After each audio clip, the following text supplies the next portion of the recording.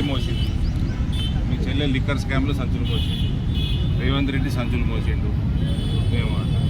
మేము జాతీయవాదం ఒకటే మోస్తాము, హిందుత్వవాదం ఒకటే మోస్తాము, వేరే ఏం మోయమో. అది వీళ్ళకి అర్థం కాదు. వీళ్ళకి ప్రభుత్వంలోకి పడిపోయినాక కూడా వీళ్ళకి బుద్ధి రాలేదు. అదేదో అన్నీ ఉన్న ఇస్తరాకట అనిమేనగా ఉంటుందట, ఏం లేని ఇస్తరాక ఎగిరెగిరి పడతాడట. ఈయన చెల్లి, వీళ్ళ డైలాగులు, ఎలక్షన్లు నిలబడే ముఖం లేదు. నాకు మీడియా మిత్రులు చాలామంది అడుగుతున్నాం పవన్ కళ్యాణ్ గురించి పవన్ కళ్యాణ్ రాజకీయాలు పక్క పెట్టలేదు.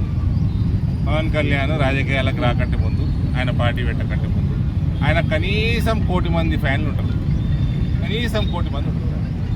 నేను కూడా ఒకరిని ఉంటే సినిమా హీరోలు. ఈమెకి ఏముండేది, ఆయన అంత పెద్ద ఫేమ్ సంపాదించుకున్నాడు, రాజకీయాలు రాకంటే ముందు సంపాదించుకున్నాడు. ఇంకా నేను ఇంకోటి కూడా చెప్తా,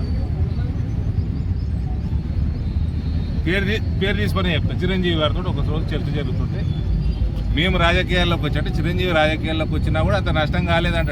అంటే అలా సంపాదన, మళ్ళీ సంపాదన, హీరోల సంపాదన అది మామూలు విషయం, ఎక్కువ సంపాదించుకోవడం. పవన్ కళ్యాణ్ రావడం చాలా పెద్ద త్యాగం. ఆయనకంటే 4 ఇంతలు ఎక్కువ సంపాదిస్తున్నాడు పవన్ కళ్యాణ్ ఆనాడు హీరోగా.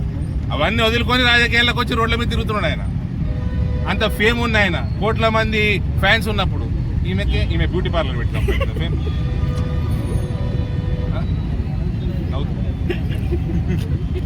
ఈమె బ్యూటీ పార్లర్ పెట్టిందండి.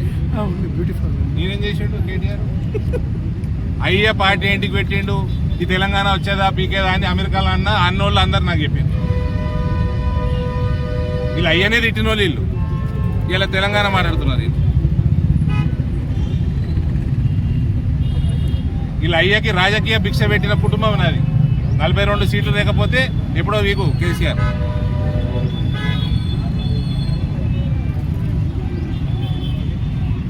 వీళ్ళు కూడా మాట్లాడుతూ ఉన్నారండి, ఇష్టమున్న భాష, ఇష్టమున్న కథ. చెప్పులు మోసుడు కాదు, టైం వచ్చినప్పుడు ఇదే చౌరస్తా మీద. ఈమె అన్నది కదా నన్ను కొట్టిస్తా అని. మొన్న అడిగిన డ్రైవర్ భార్యని, బాత్రూమ్ చెప్పుతాడు కూడా కొట్టదట ఈమె.